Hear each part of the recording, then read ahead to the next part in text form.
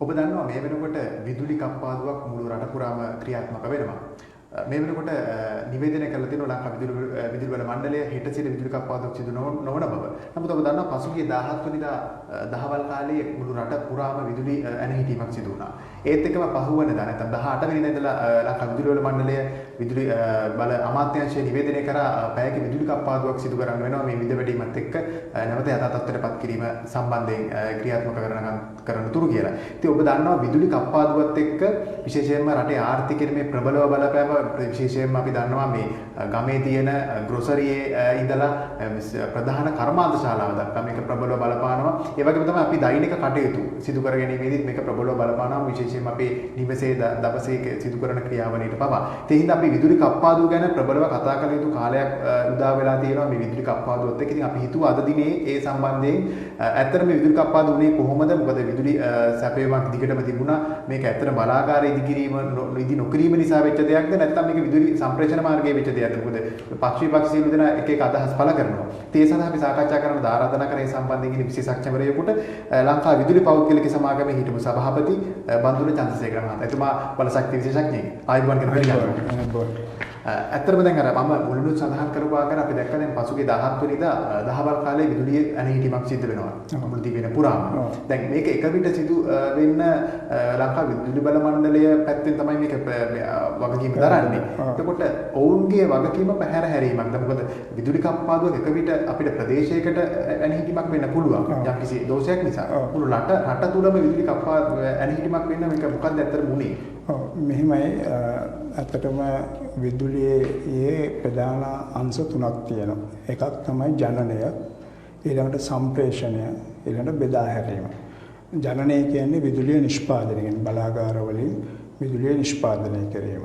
සම්ප්‍රේෂණය කියන්නේ ඒ නිෂ්පාදනය කරන විදුලිය යම්කිසි ස්ථානයකට අරගෙන දිවයින පුරා ඒක සම්ප්‍රේෂණය කිරීම. බෙදා හැරීම කියන්නේ අපේ නිවසට, අපේ සාප්පුවට, අපේ කාර්යාලයට ඒ අඩු වෝල්ටේජතාවයෙන් යුත් විදුලිය බෙදා හැරීම. දැන් එදා මේ සිද්ධිය සිදු වුණේ කෙරවල පිටේ ප්‍රධාන සම්ප්‍රේෂණ මධ්‍යස්ථානයේ බිඳ වැටීමක් තමයි සිද්ධ වුණේ. ඒ කියන්නේ සම්ප්‍රේෂණ මධ්‍යස්ථානයේ විදුලි මූලික බෙදා හැරීම මධ්‍යස්ථානයේ සම්පූර්ණයෙන්ම බිඳ වැටලා විදුලිය නැති වුණා. ඒ බිඳ වැටීමට ඇත්ත වශයෙන්ම මේක මේ දිනේ පමණක් වෙච්ච දෙයක්වත් නෙමෙයි. මීට කලිනුත් 2015 අවසාන කාලෙත් මෙවැනි බිඳ වැටීමක් වෙලා ලංකාව පුරාම විදුලිය නැති වුණා. 2009 දිත් මෙවැනිම සිද්ධියක් සිද්ධ වෙලා තියෙනවා. දැන් ඇයි මෙවැනි සිදුවීමක් සිද්ධ වෙන්නේ කියන එකයි අපි හිතන්න තියෙන්නේ.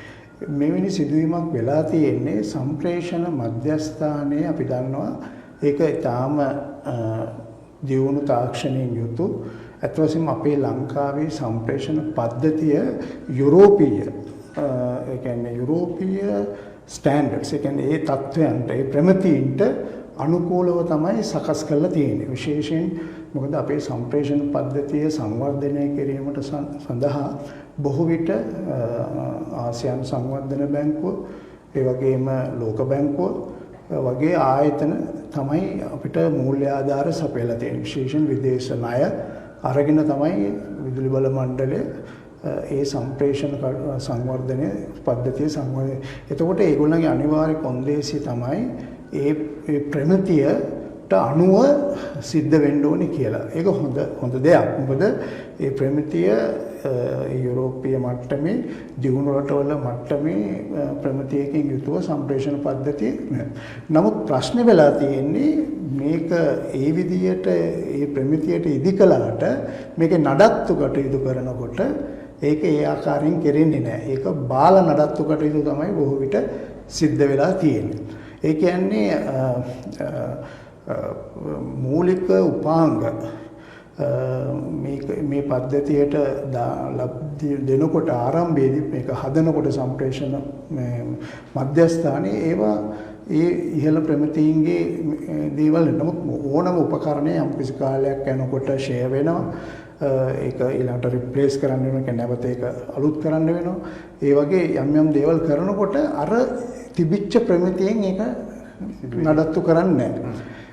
ඒක එකක්. ඊළඟට ඒ නඩත්තු කටයුතු වලදීත් ඒක ඒ නිසි කාලවකවානු වල පරාසයන් තුල කෙරෙන්න ඕනේ. මෙතන එතනදිත් යම්කිසි මගහැරීමක් සිද්ධ වෙලා තියෙනවා. මොකද මේ පිළිබඳව මම කිව්වා කලින් වසර 2015 දී මෙවැනි බිඳවැටීමක් වුණාම මේ පිළිබඳ සොයා බැලීමක් විමර්ශනයක් කළා. විශේෂයෙන් මහජන උපයෝගිතා කොමිෂන් සභාවේ ඉල්ලීමක් මත විදේශීය උපදේශකවරුන් ගෙනල්ලා තාක්ෂණික වශයෙන් මේ පිළිබඳ යම්කිසි විමර්ශනයක් කළා. ඒ විමර්ශනයේ වාර්තාව ප්‍රසිද්ධ කරලා තියෙනවා. ඒ විමර්ශන වාර්තාවේ තියෙනවා මේ නඩත්තු කටයුතු ඒ ආකාරයෙන් සිද්ධ වෙන්නේ නැහැ. සමහර විට ඒ සම්ප්‍රේෂණ මධ්‍යස්ථානයේ තියෙන උපකරණ වල තොරතුරු නෙමෙයි විදුලි බල මණ්ඩලයේ පොත්වල තියෙන්නේ. එවැනි අඩුපාඩු පවා තියෙනවා. ඉතින් ඒකින්ද මේක මොන මට්ටමේ තියෙනවද කියන එකවත් අවබෝධ කරගන්න අමාරුයි. ඉතින් ඇත්ත වශයෙන් මේක විදුලි බල මණ්ඩලයේ වගකීතු නිලධාරීන්ගේ දුර්වලකමක්. ඔවුන් මේක අනවබෝධයෙන් කියලා අපිට කියන්න බෑ. නමුත් ඔවුන් මේ පිළිබඳව නිසි සැලකිල්ල යොමු නොකරපු නිසා තමයි මෙය සිද්ධ වුණේ. මේක මුල්වතාවට වුණා නෙමෙයි. අනේකයි වැදගත්. මේක දිගින් දිගටම වුණා. නමුත් මේ පිළිබඳව නොයෙක් විමර්ශන කටයුතු කළ නිර්දේශ ඒ නිර්දේශවත් ක්‍රියාත්මක නොකිරීම නිසා තමයි ඇති වුණේ. දැන් එක පැත්තකින් ඔය සම්ප්‍රේෂණ මාර්ගයේ වෙන බිඳවැටීමට බලපාන්නේ නවීකරණ කටයුතු නැත්නම් අලුත් වැඩි කිරීම කටයුතු වුණාට දැන් මේ බලාගාරය එක පැත්තකින් බිඳවැටීමකට ලක් වෙනවනේ. ඒතකොට ඒකට ඇත්තට මේක මුල් ස්ථාපිත කිරීමේ විදිහට ගැටලුද නැත්නම් මේකත් ඒ බලාගාර නඩත්තු කිරීමේ හා මේ ක්‍රියාත්මක කිරීමේ ගැටලුද? මේ දෙකම සම්බන්ධයි. එකක් තමයි දැන් ලංකාවේ තියෙන විදුලි ඉල්ලුම අඩුයි විදුලි ඉල්ලුමක්. අපි පොඩි රටක්නේ. සාමාන්‍ය අපේ මුළු ධාරිතාවම තියෙන මෙගාවොට් 2500කට ආසන්න ප්‍රමාණයක්. දැන් මේ නොරොච්චෝලේ විතරක් තියෙනවා මෙගාවොට් 900ක්. ඊළඟට ඒ කෙරවල පිටියේ ඒ ආශ්‍රිත තව දැවිතෙල් බලාගාර ඒ වගේ තියෙනවා. ඉතින් මේ රටේ එක ප්‍රදේශයකට 3න් 1ක පමණ විදුලි ජනනය කිරීමේ පද්ධතිය සකස් වෙලා තියෙන්නේ එක ප්‍රදේශයකට සීමා වෙලා. මේකත් තාක්ෂණික වශයෙන් ඉතා එච්චර හොඳ දෙයක් නෙවෙයි. ඒකින්ද අර සම්ප්‍රේෂණ පද්ධතියට වැඩි බරක් මේ පැත්තට දරන්න වෙනවා. මොකද මෑත කාලේ සම්ප්‍රේෂණ පද්ධතිය මීට වඩා අපි කියනවා ඒක එන්හෑන්ස් කරනවා කියලා. ඒ කියන්නේ ඒක වඩා සංවර්ධනය කරන්න විවිධ යෝජනා තිබුණා. නමුත් ඒවත් නිසි පරිදි කෙරුන්නේ නැත. උදාහරණයක් ඇටියට තිරුකුණාමලේ සාම්පූර් ගල්ලංගුරු බලාගාරයක් හදන්න විදුලි ජනන සැලසුම් වල තිබ්බා. නමුත් ගිය ආණ්ඩුවෙන් 2015 ඒ ආණ්ඩුවෙන් ඒ බලාගාරයේ හදන එක නැවැත්තුවා. මොකද පාරිසරික කරුණු නොයෙකුත් කාරණා ඉස්මතු කළා. ඒ බලාගාරය ඉන්දියාවේ සමාගමක් එක්ක තමයි කරන්න හිටියේ. එතනත් යම් ප්‍රමිතිය පිළිබඳ ප්‍රශ්න තිබ්බා. කොහොමද මේ බලාගාරය නැවැත්තුවා. ඒ බලාගාරය හැදුණා නම් අපේ සම්ප්‍රේෂණ පද්ධතියත් ඒ ආකාරයෙන් තව නවීකරණය කරන්න ඔය වේයන්ගොඩ සිට අනුරාධපුර තිරුකුණාමලය ඒ වගේ සංවර්ධනය කරන්න යෝජනාවල් තිබ්බා. නමුත් මේකක්වත් අර බලාගාරය හැදුන්නේ නැති වුණා.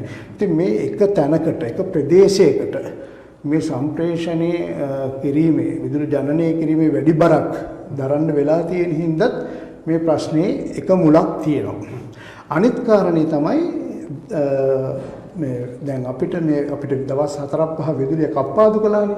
ඒව විදුලිය කප්පාදු කළේ අර සම්ප්‍රේෂණ පද්ධතිය ඇති වෙච්ච බිඳවැටීමම නෙමෙයි. මොකද උනේ මේ බිඳවැටීම නිසා නොරොච්චෝලේ බලාගාරය සම්පූර්ණයෙන්ම අක්‍රිය වුණා. ඒක නොරොච්චෝලේ ගල්ලංගුරු බලාගාරය සැලසුම් කරනකොටම වෙච්ච තාක්ෂණික දෝෂයක් නිසා තමයි උනේ. මොකද සාමාන්‍යයෙන් බලාගාරයක විදුලිය ජනනය කරලා ඒක පිටතට දෙනවා. බැලලක් කරේ පිටට දෙන එක සම්ප්‍රේෂණ පද්ධතිය හරි වෙනත් හේතුවක් නිසා බිඳ වැටුනොත් ඒක බලාගාරේ ජනනය වෙන කියන්නේ විදුලිය කොහෙට මොනවා හරි ක්‍රමයකින් ඒක මෙව කරලා බලාගාරයට හානියක් නොවන විදිහට මේ බලාගාරය නවත්ත ගන්න හරි ඒක ක්‍රමවේදයක් තියෙනවා. මෙවැනි තාක්ෂණික පිළියමක් නිසි පරිදි මේ නොරොච්චෝලේ බලාගාරයට තිබුණේ නැති හින්දා ඒක ඇත්තට වශයෙන්ම සැලසුම් කරන්නේදී මේ ගැන හිතලා තිබ්බේ නැති හින්දා මෙතන සම්පූර්ණයෙන්ම මේ නොවචොල බලාගාරේ අර සම්ප්‍රේෂණය පද්ධතිය බිඳ වැටීමත් එක්කම බිඳ වැටුණා. ඒකේ බිඳ වැටලා ඒක යථා තත්ත්වයට ගේන්න දින කිහිපයක් ගත වුණා. ඒ දින කිහිපයක් ගත වීම තුළ තමයි ලංකාවේ විවිධ කලාප වලට විවිධ කාලවකවානු වලට විදුලි කප්පාදු කිරීමක් සිදු වුණේ.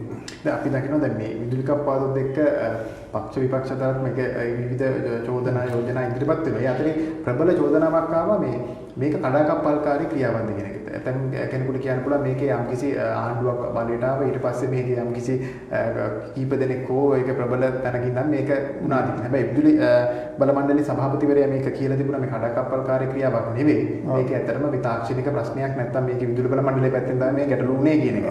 ඇත්තටම මෙහෙම දෙයක් කරන්න පුළුවන්ද? දැන් අපි දන්නවා විදුලි ඉංජිනේරුවන් අතරත් මේ ප්‍රශ්නේ තියෙනවා ගැටුමක් තියෙනවා කියලා අපි දන්නවා. ප්‍රසිද්ධ කාරණා. මෙහෙමයි. දැන් ඕකේ දෙපැත්තක් තියෙනවා.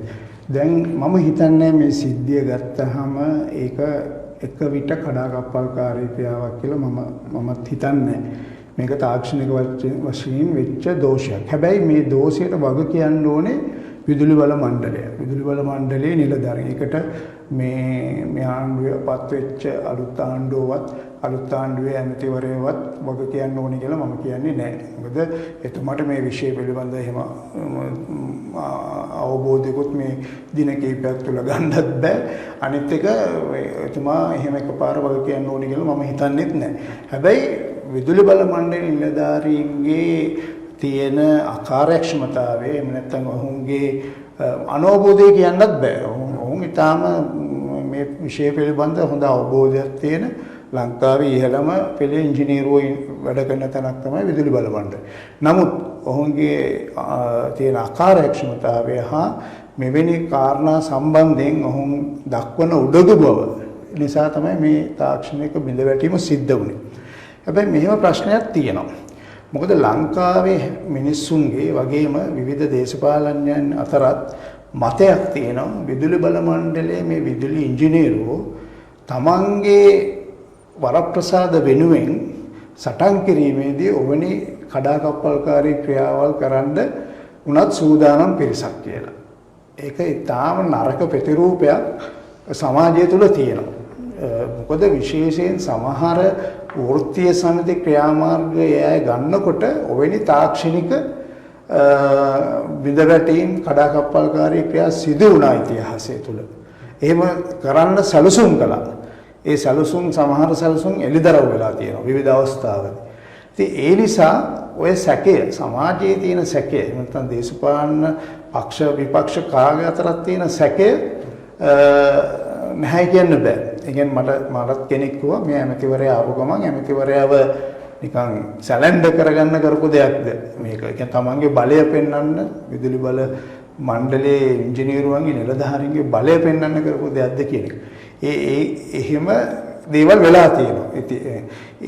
නමුත් මම හිතන්නේ මේ සිද්ධිය එහෙමමයි කියලා. නමුත් ඒක හොඳ දෙයක් නෙමෙයි. සමාජයේ එහෙම විදුලි බල මණ්ඩලය ගැන ඒ නිලධාරීන් ගැන සැකයෙන් බලන තත්ත්වයක් තියෙනවා. ඔය දැන් ඔබතුමා කියන කාරණේත් බරපතල ප්‍රශ්නයක් තියෙනවා. අපිත් ඔබ දන්න කාරණා මේ ප්‍රසිද්ධ කාරණා කොයි ඉංජිනේරුවන් අතර තියෙන ගැටුම. දැන් ඇත්තටම දැන් රාජ්‍ය ආයතනයක් කොහොම අපි දන්න අමාත්‍යාංශයක් තියෙනවා. අමාත්‍යාංශය යටතේ මේ රාජ්‍ය ආයතනයේ සභාපතිවරයෙක් හෝ ආයතන ප්‍රධානියෙක් ඉන්නවා. ඔය යටතේ මේක ක්‍රියාත්මක වෙනවා. දැන් විදුලි බල මණ්ඩලය විතරක් ඇයි මෙවැනි දැන් අපි දන්නවා ලංකා ගමනාගමන මණ්ඩලය තියෙනවා. වරාය අධිකාරිය තියෙනවා. මේ වගේ ප්‍රබල ආයතන තියෙනවා මේ රටේ ආර්ථිකයට ප්‍රබලව සම්බන්ධ වෙනවා. එතකොට ඒ ආයතනවල නැති මේ ආයතන සුවිශේෂී මේ නිලධාරී වාදයක් හෝ මේ කණ්ඩායමක් ඇයි එහෙම දෙයක් කරන්න පුළුවන් හැකියාවක් ඇති වෙලා තියෙන්නේ? ඇයි සභාපතිවරයාට නැත්නම් නියාමනයක් හෝ බලපෑමක් කරන්න නැත්නම් ඒ ක්‍රියාවක් සිදු වෙන නම් ඒක ක්ෂණිකව හඳුනා ගැනීමේ ක්‍රියාවලියක් නැද්ද? මෙහෙමයි බොහොම සරලයි ඔකට තියෙන උත්තරය. එකක් තමයි ඔවුන්ට තියෙන ඒ කියන්නේ විදුලි බලයට මේ රටේ ආර්ථිකය මේ රටේ දෛනික ආර්ථික ක්‍රියාවලියේ තියෙන බලය. අනිත් එක තමයි විදුලි බල මණ්ඩලය කියන්නේ මේ රටේ ප්‍රධානම කියන්නේ මූල්‍ය වශයෙන් ආදායම් ලබන ආයතනයක්. මම හිතන්නේ වසරකට බිලියන 300ක විතර ආදායමක් විදුලි බල මණ්ඩලය ලබනවා. ඒ වගේ තියෙන පෙට්‍රෝලියම් එක කංජු තෙල් සංස්ථා වරාය අධිකාරිය යම් ප්‍රමාණයක්. නමුත් ප්‍රධාන ආයතන දෙකකින් එකක් තමයි විදුලි බල මණ්ඩලය. ඒ තියෙන ආර්ථික හයිය එහෙම නැත්නම් මේ අපේ රටේ ආර්ථිකයේ තුල ඒගොල්ලන්ට තියෙන හයිය එකක්. අනිත් එක ඒ විදුලි ඒක ටිකක් විශේෂඥ ක්‍රියාවක්. ඒකට යම් දැනුමක් තාක්ෂණයක් ඒ ඉංජිනේරුමය ක්‍රියාවලියක් එතන තියෙනවා. ඒ නිසා ඔහුගේ වෘත්තිය තුල තියෙන අභිමානය. හරි. ඒකත් එක හේතුවක්. ඒ නිසා ඔහුන් හිතන ඔහුන් යම් සුපරි පිරිසක්. ඒ නිසා ඒ අයගේ වරප්‍රසාද ලබා ගන්න ඒ තත්වයන් රැකගන්නත් ඒක ඒ විදිහට ඇති කරගෙන තියෙනවා. ඉතින් ඒක තමයි ප්‍රධානම හේතුව. හැබැයි අපි දකිනවා ඒ නිසාම විදුලි බල මණ්ඩලයේ කියන්නේ මෙතන විදුලි ජනනය ගත්තොත් මම කිව්වා විදුලි ජනනය විදුලි බල මණ්ඩලයට අයත් බලාගාර වලින් තමයි වැඩි ප්‍රමාණයක් වෙන්නේ. අපි දැන් ප්‍රධාන ජල විදුලි බලාගාර ඔය මහවැලි ඒ වගේ දේවල් ගත්තාම ඒ වගේම නොරොච්චෝල ඒ වගේ ගත්තාම නමුත් පෞද්ගලික බලාගාරත් සැලකිය යුතු ප්‍රමාණයක් තියෙනවා. විශේෂයෙන් දැවිතෙල් බලාගාර, ඩීසල් බලාගාර. ඊළඟ පෞද්ගලික අංශයේ තව පුනර්ජනනීය බල ශක්ති ප්‍රතිනවා කුඩා පරිමාණ ජල විදුලි බලාගාර ඊළඟට මේ සුළං බලාගාර දැන් සූර්ය බලාගාර ඒ වගේ දේවල්.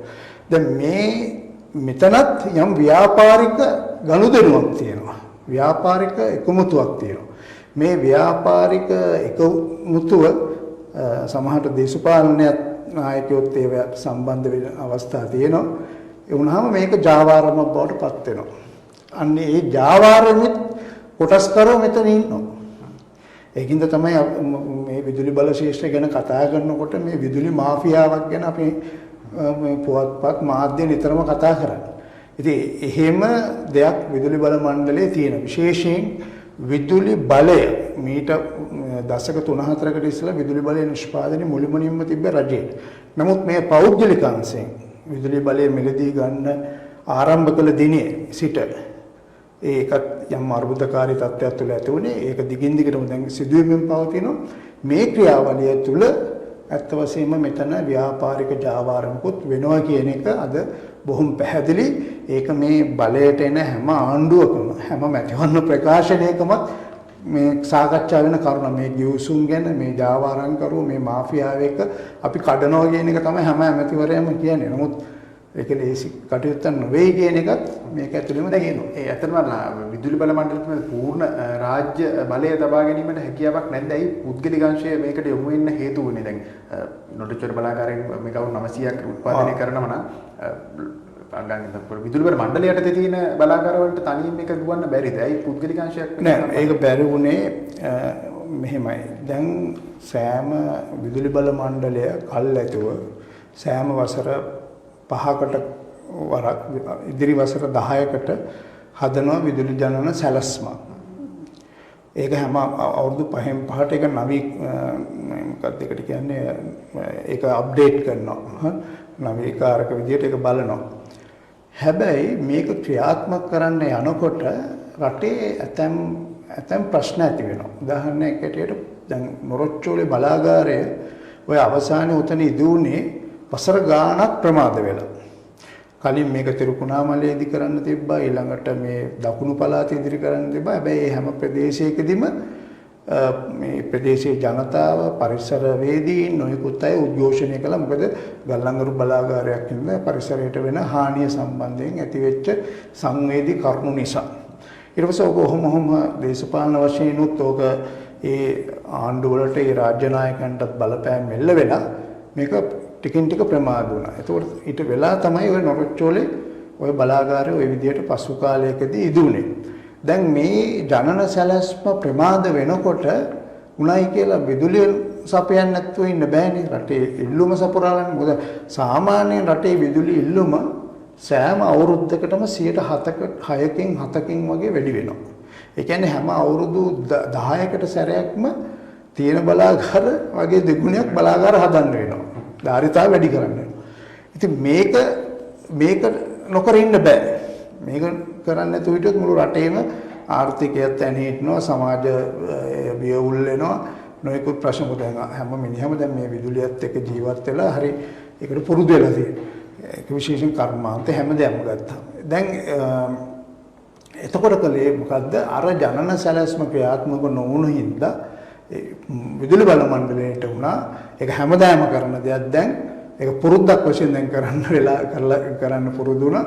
ඒ කියන්නේ හදිසි විදුලි මිලදී ගැනීම කියලා කරනවා.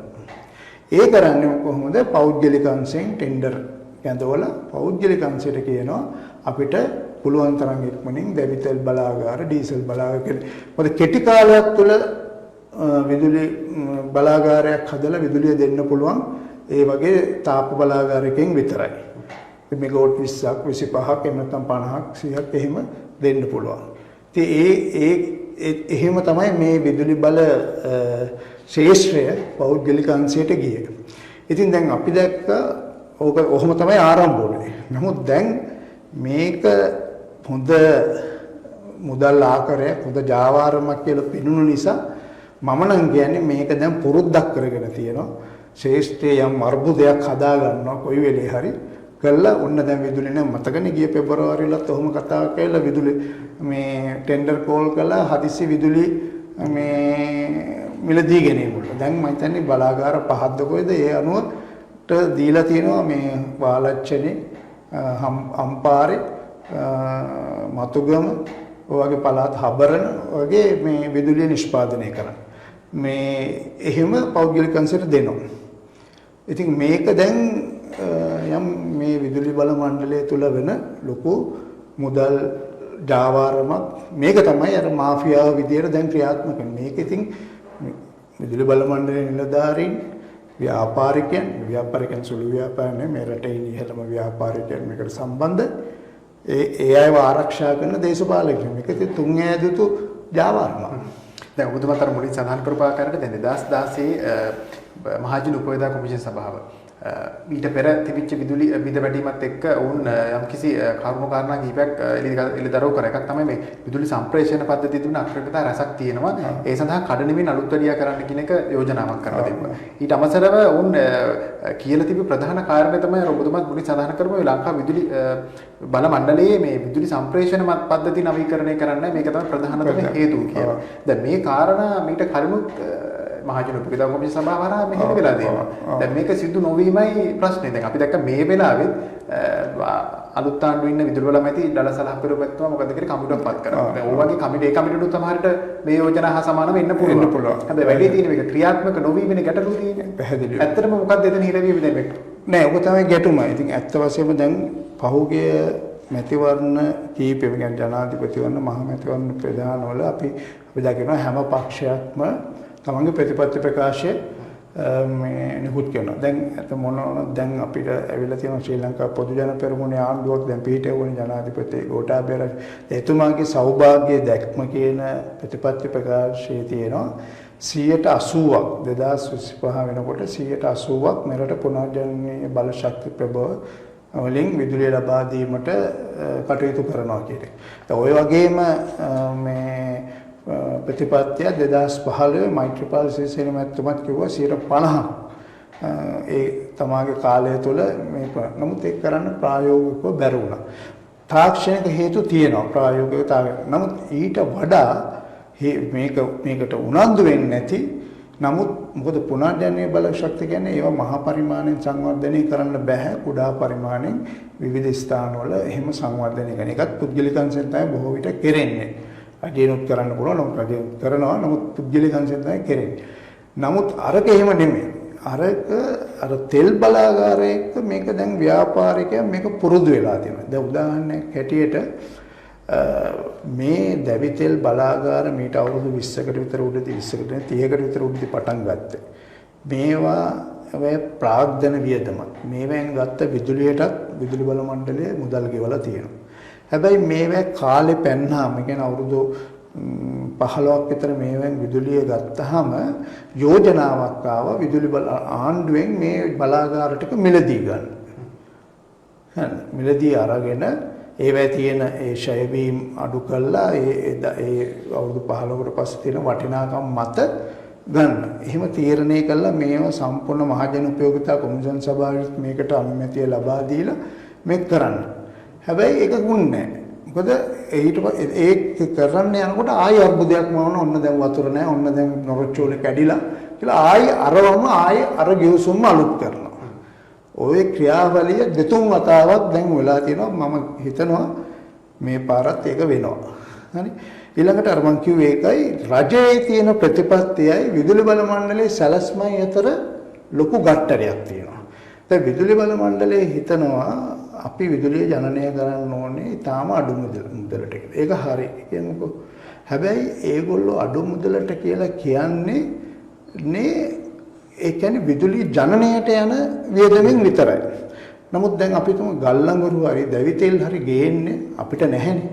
ඔය පිටරටින් ගේන්නේ. මැද පෙරදිග හරි එහෙම නැත්නම් ගල්ලංගුරු නම් ඉන්දියාවෙන් හරි එහෙම නැත්නම් ඕස්ට්‍රේලියාවෙන් හරි ඔය ඉන්දුනීසියාවෙන් හරි එහෙම නැත්නම් දකුණු අප්‍රිකාවෙන් හරි.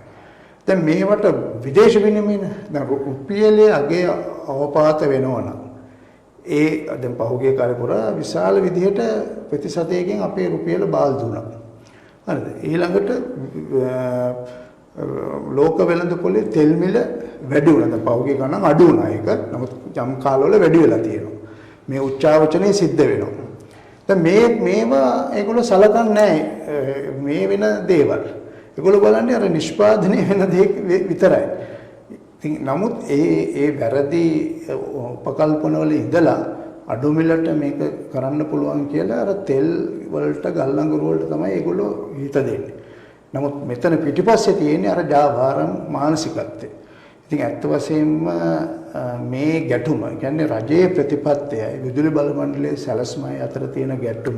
ඒ ගැටුම निराකරණය කරගන්න තමයි මහජන ප්‍රයෝගිතා කොමිෂන් සභාව තියෙන්නේ. නීත්‍යානුකූලව මේ ශාස්ත්‍රීය විදුලි බල ශාස්ත්‍රීය නියාමනය. ඒ අයගේ ප්‍රතිපත්ති දැන් ඔබතුමා කිව්වා වාර්තා මේ නිකුත් වුණා. ඒගොල්ලන් ඒ වාර්තාවල නිර්දේශ ක්‍රියාත්මක වුණේ නැහැ. ඒවට ගරු කළා ඒව ක්‍රියාත්මක කළා නම් ඔය පහුවෙන්ද පසුගියදා වෙච්ච බින්ද වැටීම සිද්ධ වෙන්නේත් නැහැ. ඉතින් ඒ ගැටුම තියෙනවා. ඒක තමයි මෙතන මේ තියෙන ජාවාරම්කාර මානසිකත්වය මේ නිලධාරීන්ගේ තියෙන අකාර්යක්ෂමතාවය විශාල ගැටලුවක් මේ විදුලි බල ශාස්ත්‍රයේ තියෙන. මම කියන්නේ මේ ඔක්කොම නිලධාරීන් එහෙමයි කියන. නමුත් ඉතා අකලොස්සක් ඒ ප්‍රධාන වගකීම් දරන පිරිසක් මේ සම්පූර්ණ මේ ශාස්ත්‍රය ඒ විදිහට මේ අපයෝජනය කරනවා කිව්වොත් හරි. දැන් අපි දකිනවා මේ සමාජ මාධ්‍යෙත් මේක ප්‍රබලව කතා කරච්ච සහ මේ ව්‍යාප්ත වෙච්ච ප්‍රබල කාරණයක් වුණා. දැන් විදුලි කප්පාදුවත් එක්ක ඔවුන් ප්‍රචාරය වෙච්ච දේ තමයි මේක උනේ සම්ප්‍රේෂණ මාර්ගයේ යන හිටීමක්. හැබැයි විස්තරයක් එක්කම අපි දැක්ක දාලා තියෙනවා මේක ප්‍රධාන පාලක මධ්‍යස්ථානයේ වෙච්ච ඉල්ලුම සැපයුම අතර තිබෙන මේ වෙනස නිසා ඒක අඩුවීමෙන් වැඩිවීමෙන් වෙච්ච වෙනස නිසා තමයි මේක වුනේ. ඒ නිසා මේක යථා තත්ත්වයටපත් කරන්න යම්කිසි කාලයක් යනවා කියන එක. දැන් අපි දැක්ක විදුලි බල අමාත්‍යවරයාට රසලා පෙරම අමාත්‍යවරයාත් නියෝගයක් දීලා තිනවා මේ STF ආරක්ෂාව දාන්න කියලා මේ ප්‍රධාන පාලක මධ්‍යස්ථානයට. ඇත්තටම එතන මොකක් හරි ගැටලුවකුත් තියෙනවද උතන? නෑ මෙහෙමයි ඔය මේ දැන් අපේ පද්ධතියේ විවිධ ජනන ඒකක තියෙනවනේ. කියන්නේ දැන් ගල්ලංගුරු බලාගාර තියෙනවා, ජල බලාගාර තියෙනවා, ඊළඟට දැවිතෙල් බලාගාර තියෙනවා, ඒ වගේම සුළං බලාගාර මේ. දැන් මේවෙන් විදුලිය මේ මොහොතේ කොපමණ ප්‍රමාණයක් ජනනය කරන්න පුළුවන්ද? කොච්චර ඉල්ලුමක් තියෙනවද කියන එක පරිගණක පද්ධතියකින් පාලනය කිරීමේ අවශ්‍යතාවය ඒ සම්ප්‍රේෂණ මධ්‍යස්ථානයේ ප්‍රධාන සම්ප්‍රේෂණ මධ්‍යස්ථානයේ සිදු විය යුතුයි කියලා යෝජනාව දැන් මේට වසර 10ක විතර කාලයක ඉඳන් සාකච්ඡා වෙන දෙයක්. නමුත් ඒක තාම හරියට ඒ ආකාරයෙන් ඒ පරිගණක පද්ධතිය ඒ ස්වයං පරිගණක පද්ධතිය හැදුනේ නැහැ. ඒක නිසා මේක දැන් බොහෝ විට කරන්නේ එතනින් ඒ නිලධාරීන් ඔහුන් මේ විෂය පිළිබඳ මම ඒක ගැන චැලෙන්ජ් කරන්නේ නැහැ. ඒක නමුත් විෂය ගැන දන්නවා. නමුත් ඒ විෂය ගැන දැනගනිමින්ම මේක තමන්ගේ හිතුමනාප එහෙම නැත්නම් තමන්ගේ නිර්ණායක මත කරන්න යාම නිසා ඒ නිර්ණායක සමහරට අර ජාවාරම්කාරන්ගේ මේ ඉලක්ක එක්ක සැසදෙන නිසා සමහර වෙලාවට තමයි මෙතන ප්‍රශ්නේ තියෙන්නේ. හරි. ඒතර ඒ නිසා තමයි මෙතන ඔය දෙකටම මහජන ප්‍රයෝගිතා කොමිෂන් සභාව කියන නිර්දේශය සම්ප්‍රේෂණ පද්ධතිය නිසි පරිදි පාලනය කරන්නේ නැහැ කියන එකේ ගැටලුව ඇවිල්ලා තියෙන්නේ. අනිත් එක තමයි දැන් ඔය ඔබතුමා කියපු ගානේටම ඇදුවේ දැන් මම දැක්ක සමහර විදුලි බල මණ්ඩල නිලධාරීන් කියන මේ සුළං බලාගාර මේ සූර්ය බලාගාර මේකට සම්බන්ධ වෙච්ච හිඳයි මේ ගැටලුව ආවේ කියලා. ඒක අමූලික බොරුවක්. ඒක අමූලික බොරුවක්. මොකද ලෝකෙම සුළං බලාගාර විදුලි මේ සූර්ය බලාගාර වලට මුළු ලෝකෙම දැන් ගිහිල්ලා තියෙනවා. ඒ තාක්ෂණය ඉතාම දියුණුයි. ලංකාවේ වුණත් ඒ ඇත්ත දැන් මෙහෙම සාමාන්‍යයෙන් දැවිතෙල් බලාගාරයක් එහෙම නැත්නම් ගල්ලංගුරු බලාගාරයක් අපි කියනවා ඒ කියන්නේ ඕනම වෙලාවක විදුලිය ගන්න පුළුවන් තැන. සුළඟ හිරු බලය පිටින් පිට වෙනස් වෙනවා. ඕකයි තියෙන්නේ උතන වෙනස තියෙන. අරක එහෙම නැහැ නේ. අරක දැන් අපි කො 300ක් මෙගාවොට් තියෙනවා. තෙල් තියෙනවා නම් ගල්ලංගුරු තියෙනවා 300ම නිෂ්පාදනය වෙනවා. නමුත් අරකේ සුළඟ වේගය අනුව නැත්නම් හිරුගේ මේ වැටෙන තීව්‍රතාවය අනුව වෙනස් වෙනවා. ඒක මොහොතින් වෙනස් වෙන්න පුළුවන්. දවසක් ඇතුළත නොඑක් විදිහට වෙනස් වෙන්න පුළුවන්. ඒක තියෙනවා. ඒකේ බලපෑමක් තියෙනවා. නමුත් තාක්ෂණය අපි හදාගෙන තියෙනවා ඒ සම්ප්‍රේෂණ පද්ධතියට ඒ බලපෑමක් නොවන විදිහට. ඒ කාල පරාස ඒ විදිහට ගලපලා කියන්නේ පද්ධතිය ස්ථාවර වුණාම තමයි අරවෙන් ගන්නෙ. පද්ධතියේ මොනෑම අස්ථාවර බවක් තියෙනවා නම් ඒක විදුලිය ගන්න නැහැ. ඒක තියන් ඉන්නවා. යම් මොකක් හරි විදිහකට ඒක තාක් මම මේ බොහොම සරලව පැහැදිලි කරන මේක මම කියන තරම් සරල නෑ නෝ මම කියන්නේ මෙතන අපේ සාමාන්‍ය ශ්‍රාවකයාට මේක තේරුම් ගන්න පුළුවන් විදිහට එහෙම ක්‍රමවේද තියෙනවා. ඒ කාලපරාස හදලා ඒ විදිහට කරලා තියෙනවා තාක්ෂණික වශයෙන්. ඒකින්ද ඔය කියන හේතුව මත නෙමෙයි ඔය බිඳ වැටීම උනේ. දැන් අර ඒ කියන්නේ අර පුනර්ජනන බලවේ වලින් විදුලිය නිෂ්පාදනය කිරීම පිළිබඳ තමා තුළ තියෙන විරෝධය. එහෙම නැත්නම් ඒ සම්බන්ධව ඒවාගෙන් විදුලිය ජනනී පද්ධතිය ශක්තිමත් වීමට තියෙන විරෝධය තමයි පෙන්වන්නේ. ඒක පිට දාලා තමන්ගේ අනිත් වැරදි තාක්ෂණික වැරදි වහගන්න හදනවා. මේක සම්පූර්ණ වැරදි. මොකද ලෝකෙම මේක දියුණු වෙලා තියෙන. දැන් ඇත්තටම ලෝකේ සුළං බලේ බොහොමම දියුණු වෙච්ච රටක් තමයි දැන් ඉන්දියාව. ඒ කියන්නේ ඒ බලාගාර නිෂ්පාදනයේ සිට චීනය වගේම ඉන්දියාව යුරෝපෙත් දියුණුයි. ඉතින් ඒ වගේ රටවල් වලත් මේක දැන් කෙරෙනවා නම් දැන් ගොඩක් වෙලාට අපේ තියෙන ඔය සුළං බලාගාර මේ ඉන්දියාවෙන් ගෙනත් බලාගාර තියෙනවා සෑහෙන. යුරෝපේවත් තියෙනවා. නමුත් ඒ ප්‍රශ්නයක් නැහැ. ඒ තාක්ෂණික ප්‍රශ්න විසඳගන්න පුළුවන්. නමුත් ඊට එහා ගිය දේවල් තමයි මෙතන තියෙන්නේ. දැන් අපි පුනර්ජනනීය බල ශක්තිය විසට හරපොත් එimhe අපි දන්නවා දැන් යම් යම් ප්‍රදේශවල සුළං සහ සූර්ය බල ශක්තිය ක්‍රියාත්මක වෙන. ඒ වගේම අපි දැක්කා මේ ප්‍රවර්ධන කටයුතුත් ගිය ආණ්ඩුව සමීනම මේ වෙනකන් ක්‍රියාත්මක වුණා මේ සූර්ය බල ශක්තිය නිවාස මට්ටමටම ගෙනියන්න. එතකොට දැන් තියෙන ප්‍රශ්නේ තමයි මේකට අධික වියදමක් වෙනවා. අපි කියමු පුද්ගලික කෙනෙක් මේ සූර්ය බල ශක්තිය තමන් ගෙදර නිවසේ පාවිච්චි කරනවා නම් ඒකට විශාල වියදමක් මුලින් දරන්න වෙනවා. දැන් ඒක ඒ ක්‍රමයට යන්න ගියොත් අපිට යම්කිසි දායකත්වයක් නැත්තම් පාරිභෝගිකෙක් විදිහට ජනතාව විදිහට මේ පැත්තෙන් ඔවුන්ට යම් සහනයක් දීලා මේ විදුලිය නිෂ්පාදනය සහ ඔවුන්ගේ විදුලි බිල අඩු කර ගැනීමට ශක්තියක් වෙන ක්‍රමවේදයක් හදාගන්න බැරි වේද? නෑ ක්‍රමවේද හදලා තිබ්බා. දැන් මම තින්න කාලේ ලංකා විදුලි පුද්ගලික සංගමේ සමාගමෙත් ඒ වගේම ලංකා විදුලි බල මණ්ඩලෙත් අපි ඔය net metering කියන සිස්ටම් එක මේ කියන්නේ ප්‍රධාන පද්ධතියට විදුලිය ලබා දීම අපි සිද්ධ කළා. ඒ සිද්ධ කළේ නිකන් නෙමෙයි ඒ ඔබතුමා කිව්වා වගේ පාරිභෝගිකයට ඒ සඳහා මූල්‍යමය ශක්තිය නැත්තම් ප්‍රාග්ධනය වෙනුවෙන් අපි බැංකු කීපයක්ම අඳුන්වලා දීලා තිබ්බා මේ වැඩපිළිවෙලට ණය ආධාර දෙන්න. ඒ කියන්නේ මූලික මාස කීපයක් තුළ ඒ ප්‍රාග්ධන වියදම බැංකු දෙන ණයක් මුදලකින් ආවරණය වෙන පරිදි කොටස් වශයෙන් ගෙවන්න පුළුවන් විදිහට මේ කරලා තිබ්බා. ඉතින් ඒක ලෝකේ ක්‍රියාත්මක වන ක්‍රමයක්. දැන් සමහර රටවල් වල තියෙනවා කෙලින්ම මේ විදුලිය දෙන සමාගම හෝ මොකක ඒ විදුලි බිලෙන් අඩු වෙනවා ඒක. ඒ විදිහට ඒක බැංකුවයි ආයතනයයි පාරිභෝගිකය තුන්දෙනාම එකතු වෙලා හැදෙන ක්‍රමයක් තියෙනවා. සමාන උපකරණ විදුලි බල සංරක්ෂණයටත් එහෙම තියෙනවා. දැන් ලොකු ඔය වාණිජ්‍ය ආයතන වල විදුලි බල සංරක්ෂණයට සමහරට දැන් හෝටලයක් කියමු. හෝටලේ සමහරට හෝටල් අයිතිකරුවන්ට මුදල් නැහැ. ඒ සඳහා ලොකු ආයෝජනයක් කරන්න. එතකොට කරන්නේ අර බැංකුව හරි එහෙම නැත්නම් අර විදුලි සමාගම හරි ඒ මුදල ආයෝජනය කරලා ඒගොල්ලන්ගේ උපකරණ දාලා ඒක කරලා දෙනවා. කරලා අර විදුලි ඒගොල්ලෝ ගෙවිය යුතු විදුලි බිල ඒක අඩු වෙන විදිහට ඒකේ මුදලක් කැපෙන විදිහට යම් ක්‍රමවේද හදලා තියෙනවා. දැන් මේ වගේ දේවල් තිබුණා. දැන් ඇත්තටම පහුගිය කාලේ සූර්ය බල ඇත්තටම ඔය එක බලාගාරයක්වත් මේ ගිය ආණ්ඩුවෙනුත් හැදුවේ නැහැ. තාමත් මේ ආණ්ඩුවෙනුත් හදලා නැහැ. හරිද? නමුත් ඇත්තටම විදුලි අර්බුදයක් එන්න තිබ්බා. හැබැයි ඒක යම් ප්‍රමාණයකට හරි ආවරණය වුණේ පහුගිය කාලේ ඔය සූර්ය බල පද්ධති ගෙවල් වලින් වාණිජ ආයතන වලින් හරි මම හිතන්නේ මෙගාවොට් 300කට ආසන්න ප්‍රමාණයක් ඒ විදිහට හැදුන පොඩි බලාගාර ගෙවල් වහලවල් වල හැදිච්ච හින්දා තමයි ඒ අර්බුදේ ඒ විදිහට ආවේ නැත්තේ. හරි ඒ ක්‍රමවේදී දිගටම පවත්වාගත්තොත් ඔය විදුලි අර්බුදේ අනිවාර්යෙන් පවත්වාගත යුතුයි. නමුත් කනගාටුවට කරුණ තමයි මේ ඇමතිවරු ගිය ආණ්ඩුවෙත් ඒක වුණා.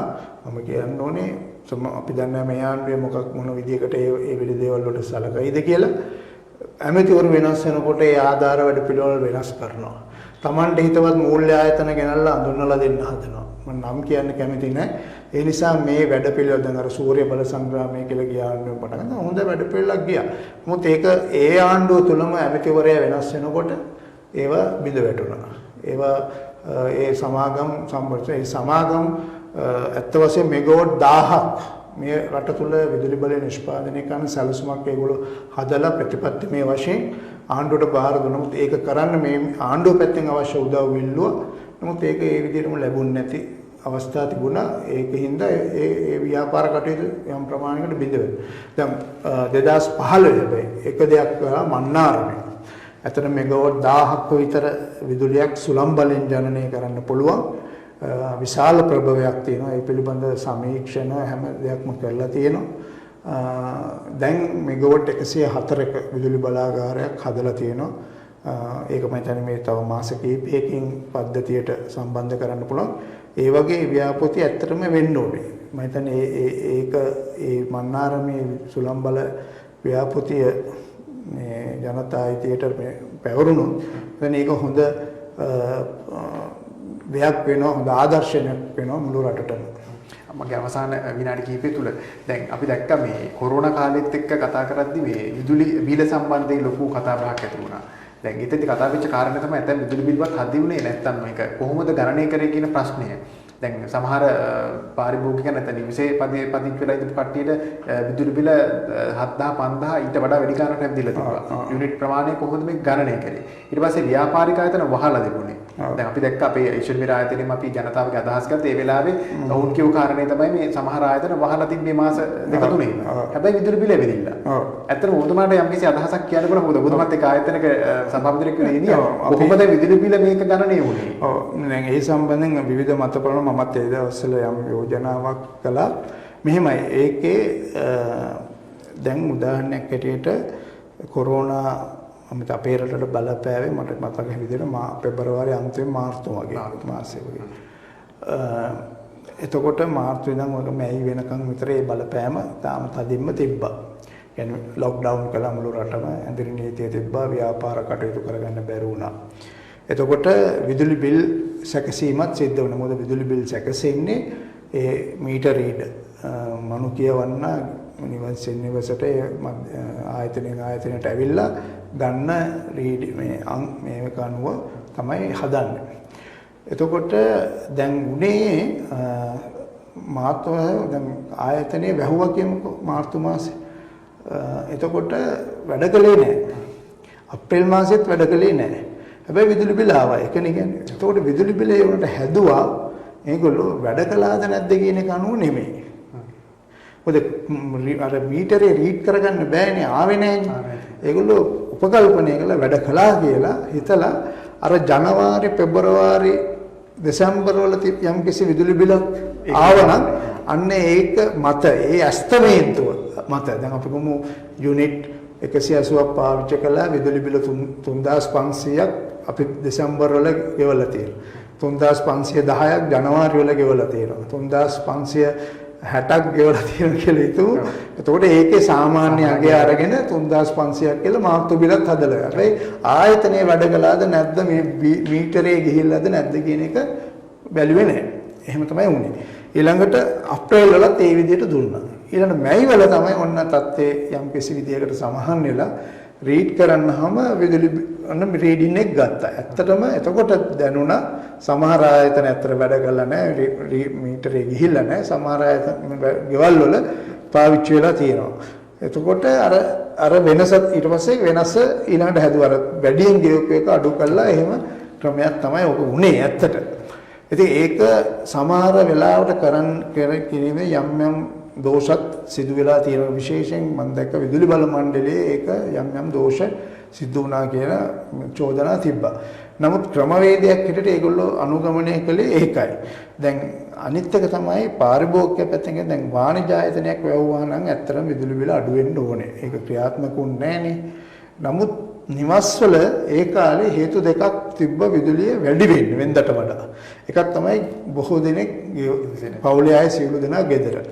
ඉතින් ඒ අයගේ ඒ කොරෝනා කියලා ඒගොල්ලෝ ගේ ඇතුලේ කරන ක්‍රියාකාරකම් වෙනස් වුන්නේ නැහැ. සංනිවේදන කටයුතු, එන්ටර්ටේන්මන්ට්, කෑම උයන පිහනේව, රෙදියෝස්නේව ඒවා එනවා වුණා. ඊළඟට ඒ දිනවල අධික තාපයක්, අධික උෂ්ණත්වයක් මේ රටේ තිබ්බා. සාමාන්‍ය අප්‍රේල්, මැයි, මාර්තු, අප්‍රේල් කියන්නේ අධික උෂ්ණයක් තියෙන කාලවකවාන. ඒ දිනවල බොහෝ නිවෙස්වල විදුලි පංකා ඒ වගේ සීත් මේවා තියෙනවා නම් වායු සමීකරණය නම් ඒවත් වැඩ කරනවා.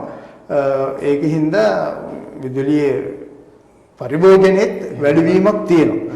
ඉතින් ওই ප්‍රශ්නේ ওই විදිහට තමයි බලපෑවේ ඇත්තටම. හැබැයි මෙහෙම දෙයක් කරන්න දෙපත් යෝජනාව මුදල් මේකට සහනයක් දෙන්න කියන එක කියවුණා.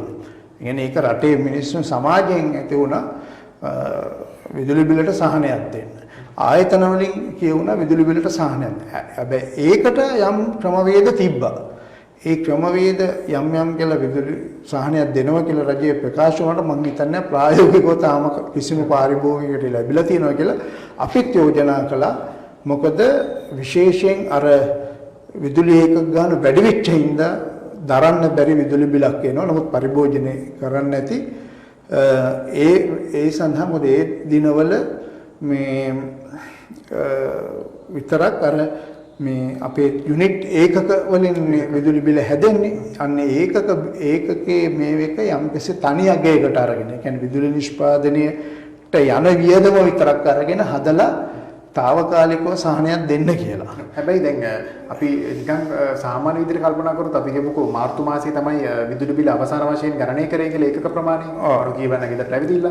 හැබැයි ඒ දවසේ සිට නැත්තම් ආයි නැවත මේ විදුලි බිල මේ ගණනය කිරීම සඳහා මැයි මාසයේ එන දවස දක්වා කාලය තුල වෙච්ච යුනිට් ගන්න හරියටම ගණනය කරන්නම ප්‍රශ්න නැති වෙන්නේ නැහැ නේද? අවසාන මැයි මාසයේ විදිහට. ඔව් ඒක වුණා නම් එහෙම හරියටම කරා නම් නමුත් අර ඇයි එහෙම ක්‍රමවේදයක් තියෙනවද නැත්නම් ඇයි එහෙම මාසේ ඇස්තමේන්තුවක් ඕල් දාලා තිබුණේ? ඇස්තමේන්තුව උන්ට රීඩ් කරගන්න බැරි වෙන නිසා. බැරි ප්‍රායෝගිකව විසිට් කරන්න බෑනේ.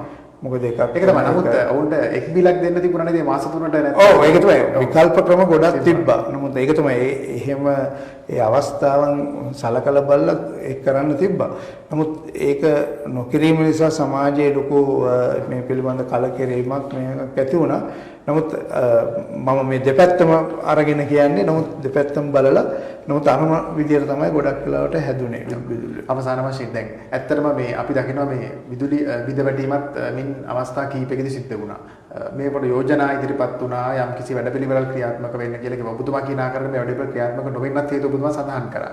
ඔබතුමා මේ සම්බන්ධයේ ශාස්ත්‍රීය සම්බන්ධයෙන් විශේෂඥයෙක් විදිහට වෙන රටවල මේට වඩා දියුණු රටවල ක්‍රියාත්මක කරන විදුලි ක්‍රමවේදයන් නැත්නම් සම්ප්‍රේෂණ ක්‍රමවේදයන් ගත්තත් ලංකාවේ ඉක්මනින් ක්‍රියාත්මක වෙන යුතු වැඩපිළිවෙල සහ දීර්ඝකාලීන ක්‍රියාත්මක වෙන වැඩපිළිවෙල ඔබතුමාට හඳුනගෙන තියෙනවා. ඔබතුමා මොකක්ද ඒ තරණ අදහස? මේ පැහැදිලිව වැඩපිළිවෙලක් තියෙනවා. එකක් තමයි ප්‍රධානම ප්‍රතිපත්තිය.